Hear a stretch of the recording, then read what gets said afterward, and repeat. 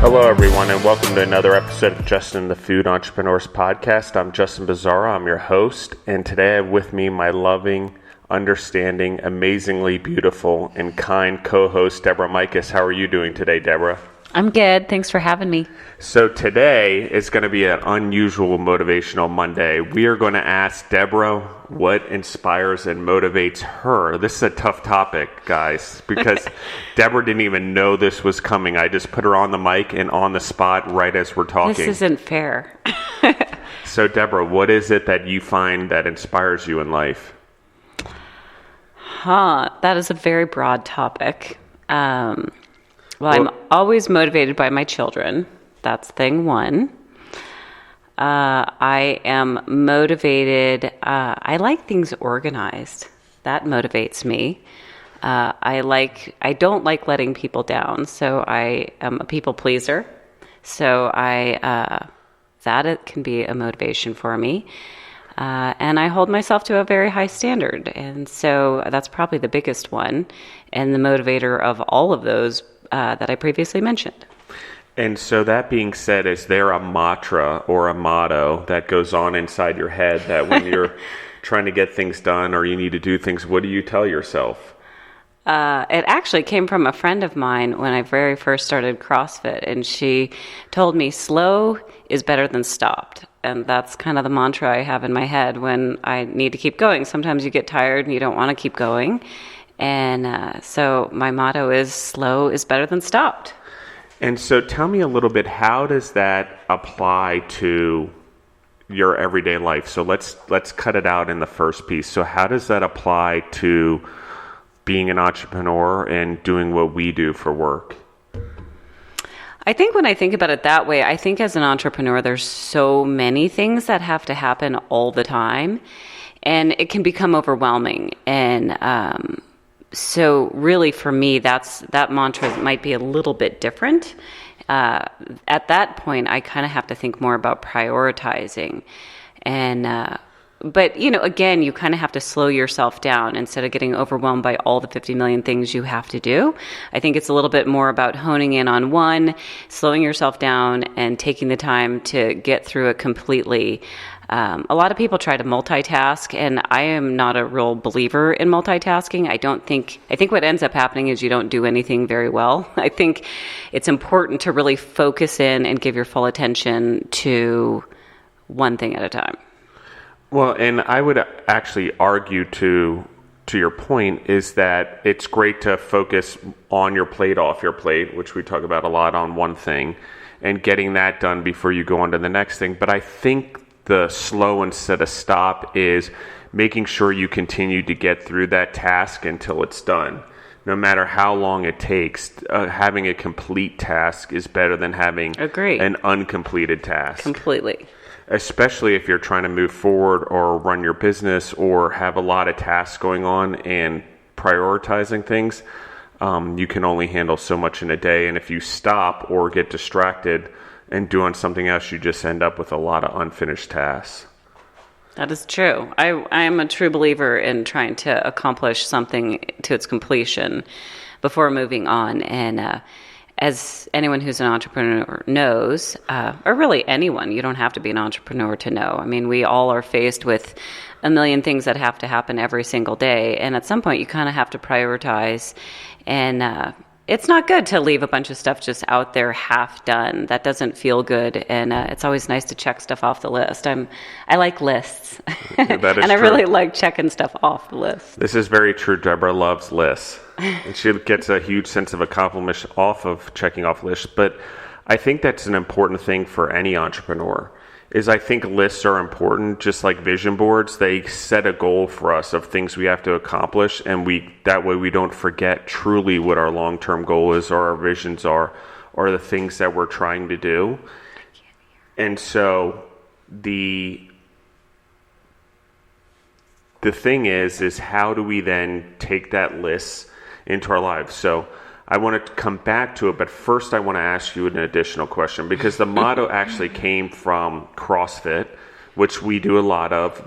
Our studio here for the podcast is actually inside our 4-car garage, which happens to be not really a place we put cars. While cars fit in here, it's mainly our gym that we work out every day. It's amazing, by the way. And I've sort of dragged Deborah into this thing where I have to work out for 75 days straight, no matter where we are in the world. And so we're spending a lot of time. So this is one of those things where I don't have to push myself every day, but I do have to put in the 90 minutes of work every day.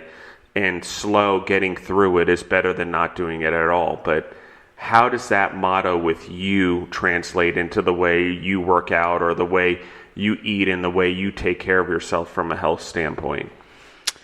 I mean, when I think about CrossFit, I feel like I've gone through so many different phases with it. When you very first start, I don't know about other people who've done it, but it's hard. I mean, they really push you, and you kind of get this fight or flight thing going on, and I did at least, and I was trying to think of ways to escape and to get out of doing it. But really, you start realizing that I can do one more rep, I can do one more thing, and then you kind of talk yourself through a workout. Well, I've now done that so many times that's not really, doesn't enter my mind anymore. But sometimes it's still really difficult. And sometimes you want to stop and breathe and take your time too much. And so the whole mantra of going slow is better than stopping is really where that kind of comes in. And so, it's always trying to push it a little bit, right? You're always trying to start before you really want to start and not really stopping. Pushing those timelines longer. So I think if you can just keep going, that's a big, important thing. And I mean, that can be from CrossFit, it can be emotionally, it can be whether you're going through a trying time in your life. Everyone has their pressures, their stresses, their whatever. And it's just kind of like one foot in front of the other is really the attitude, I think. And so applying that to CrossFit and life and the things that we go through, you've basically, every workout, you sort of tell yourself that I got to keep going. Yep. With every rep, no matter what the workout is, no matter if it's uncomfortable or not, or a movement you don't like, or something that isn't true to you. I mean, how do you handle all that? I think for one, I know I'm not stopping. Like that's already determined in my head. Like giving up is not an option. I will complete it. And so it's a matter of getting it done to a level that I'm proud of my performance, right? I'm doing it for me. So, in the long run, the motivation is really my own satisfaction with it. So sometimes it's easy to kind of push that aside when things get hard. But in the long run, what you really want is to look back and be like, I'm really proud of that. I really put it out there and that's, a performance I'm happy with. And so I think it's applicable to not only CrossFit, but also to, whether you've got deadlines at work or whether you are, trying to entertain with friends or being with your family. It's really kind of taking the time to be present, to take the time to slow down and be where you are. And I agree with that 100%. I think pausing is a huge part of it. I think just getting through something and slowing down and, not losing momentum to get it done is extremely important. And the other part of it is how do we find the inspiration to keep moving forward? So while you're like, I don't want to stop, what keeps you from stopping? Again, I think it's the pressure I put upon myself, right? At the end of the day, we have our own standards we hold for ourselves. So when I look back on myself, I want to feel good about that. And in whatever it is I'm doing, if it's work and it's a deadline, I want to make sure I hit it. I never want to go, gosh, that really was me dropping the ball because I got lazy or I, didn't have the stamina or whatnot. So, I think that really the ultimate pressure is myself. It's, I know what I'm capable of. And so to not be able to push and do the things you want to do and accomplish it when you're capable, that wouldn't feel very good. So I think it's more trying to avoid ever having that feeling because that wouldn't feel good. No, not at all. And I want to ask this question as well, just because it's sort of off topic, but it's something that I think is important with this saying is that, there's a lot of women out there that are entrepreneurs, that are also mothers, that are also trying to raise kids. And you've done that. You successfully ran your valet business for 17 plus years, with having two beautiful daughters, Zoe and Maddie, stepdaughters that are now in my life. But you were able to balance all that. And I know it was stressful, and I know it was a time that was hard for you. But I mean, what advice would you give other mothers who are also entrepreneurs that are going through this as well? Wow. I always say to people, and I really talk more about the entrepreneurial side. If someone ever wrote a script and said, you have to do this, like hindsight, all the stuff I've had to do, I would say I can't do that. But that's not really what happens. I mean, you don't know what's coming your way. And so you just put your foot every step, you put your best effort forward. And I would say, let yourself off the hook a little bit. I think that as moms and also working, that's really hard. It's a hard balance because you want to be good at both, right? Like, let's not joke about that. We all have a little internal competitiveness, and we want to be really good at what we do. And, to a little bit let ourselves off the hook, because sometimes it's just knowing that there's so much on our plates, and that can become overwhelming. And so to a little bit know that you can't do everything perfectly, and perfectly is really a subjective place. It's not really, who's making up what that ideology is. And so it's kind of understanding what is achievable, and, your children, what they really need is they just need love. And I agree with you. I think what I've come to understand is that finding a balance between it all is important, but also being an entrepreneur like you all sets a good example as a role model of leadership and not giving up, and work ethic as a woman. I mean, it's important that a man sets the same standard as well. Don't get me wrong, as a father and as a husband and as, to employees and things like that, that we all model, that life can be uncomfortable, that life does get hard, that especially as entrepreneurs, we have the ability to really give back in the role model that we set, or in the mentoring we set to everyone, including our children, is that life does get hard, and it doesn't go the way we want it. And it's not trophies and quick gratitudes. It's tough, and it's a long time, and things don't always go our way, and money doesn't come overnight, or success in any entrepreneurship. It takes a lot of work over a lot of years. So,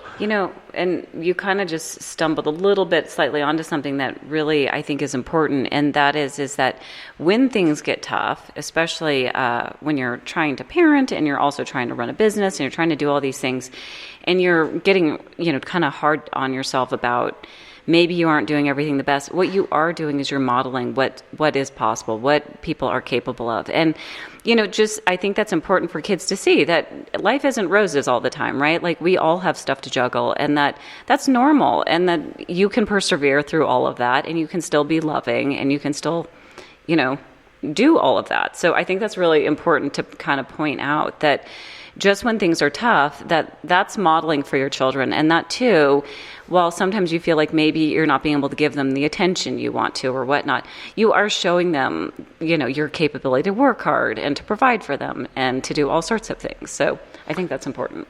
No, and I agree. And I think one of the things that you're also setting a standard of is like, no one's perfect, and we're just making progress in our lives. We're moving forward. And one of the things is in that, as a human being with kids and being an entrepreneur, is that you need to be present in the things you're doing. So I'm going to go back to what you were saying about work and about accomplishing one task at a time. That's the same with our families. That's the same as an entrepreneur. Like, if we're with our families, that needs to be the priority that we are right now. We need to be present with that moment. Everything else doesn't matter. There's nothing we can do about it at that present time. What are we going to do? Yes, we can pick up our phone and get our emails at a table or while we're eating at a restaurant. By the way, I absolutely hate that when people do it. I think it's ridiculous. You're out with your family, spend time with them. Be present in that moment, because you're not going to get it back. And that's the same with an entrepreneur. If you're working and you're at your business, concentrate on what you're doing there. That doesn't mean, don't don't get distracted or don't look for a gift for your wife or your kids. That means finish your task at hand first before you go on to your next thing, even if it's something that you need to do, like buy a gift.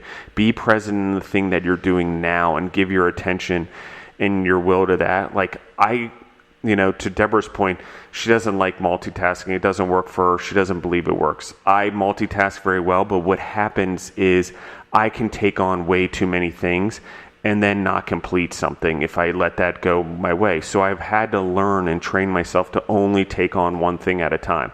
And when I'm on that, whether it's a family vacation that I'm planning or it's getting pricing done for a customer or working, I concentrate on that. Or if we're on vacation with my stepdaughters, Deborah's daughters, I've got to concentrate on being present there with them at that moment. Nothing else matters because I'm not going to get that moment back. I mean, what are your thoughts on that? I mean, I think that's just so true. It's so easy. I mean, if you think about it, think about the effort that we all put in to allotting time for everything. And if we actually were present for the things we've allotted time for, how productive we would be. But we get scattered, and it's easy to do. And I just really think that's a discipline. You've talked about disciplines before on this podcast, and I think there's a lot to that. Is if you can discipline yourself to be present and to focus on the thing at hand while you're there, everything, your whole life is so much more fulfilling. The people that are surrounded, really feel your presence more, you have deeper relationships, you have more success.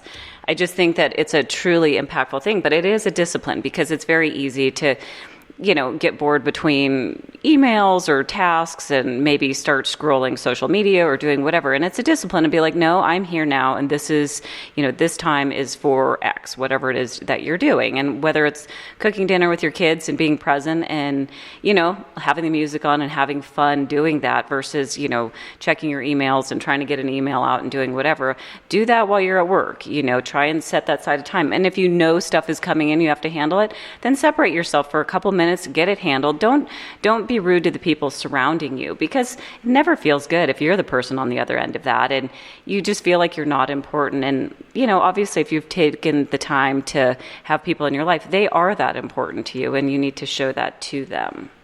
Yeah, and I think I agree with that 100% because I do this a lot and I always have to remind myself to get out of my own head because I'll go in my head. I'm introverted extremely and I'm a deep thinker and I think things through heavily. But what that does is if I'm in a moment, I'm missing the moment that I'm in. I'm missing the people that I'm with and I'm missing an opportunity to go spend time with someone. That doesn't mean I don't need to think about things deeply. It just means I need to pick those times appropriately. If I'm in a car or I'm in a walk by myself, that's the time to do those things and make sure that I do them then, or I'm mowing the lawn or whatever it is. That's the time to do it. But the rest of the time, I don't need to be worrying about something. If I'm with Deborah on a walk, I need to be present with her on a walk. And I just started doing it a little bit this morning when we were on a walk. I was in my own head and then I start getting stressed because I have all these things I want to do and things I want to accomplish and I'm not satisfied and I need to do this, that, and the other thing. And what happens if I don't go slow instead of stop is I don't get started at all because I'm overwhelmed by all the tasks I have to do today instead of saying, okay, it doesn't matter how many tasks I can do today. Hopefully I get them all done. But if I don't get them all done, it's okay as long as I start to tick them off one at a time and I'm still moving forward. It's like the Denzel Washington thing. We need to fall forward. We need to keep moving forward. And if we get so overwhelmed at all the tasks, I'll never start the first one ever or even accomplish it. And then I just got a bunch of unfinished tasks versus maybe a few finished ones. I like the Denzel Washington. I think it kind of really aligns with the, what did you say his quote was? Fall forward. Fall forward. It's also kind of like slow is better than stopped, right? Like keep going. Keep going. Keep going forward. Okay, Justin, so since you put me on the spot, maybe we should flip the script here a little bit and I'm going to put you on the spot. So what motivates you? What gets you out of bed in the morning? And what, is the thing that keeps you going when times are hard or you're stressed? Or what are some of the motivators or, things that keep you going? Well, I like this question. Okay. I like talking about myself. But so let's do this. Okay. So let's record the next Motivational Monday, and we'll bring this question up, and you can interview me for it, and we'll do another Motivational Monday. I'll let you have your glory on this one, and it's all about Deborah. Okay. And then we'll go to the next one. So everyone, thank you for listening in to another Motivational Monday. I'm Justin Bizzarro. I'm the host. And again, that's Deborah Michas, my amazing co-host. Thank you for everyone listening in. Listen, we don't charge for the podcast, so please, the only thing we ask is that you share it with people. If you're getting something out of it, tell people about what we're doing. Share the other entrepreneur stories who are on the podcast, and please keep listening. Thank you, everyone, and have a great day.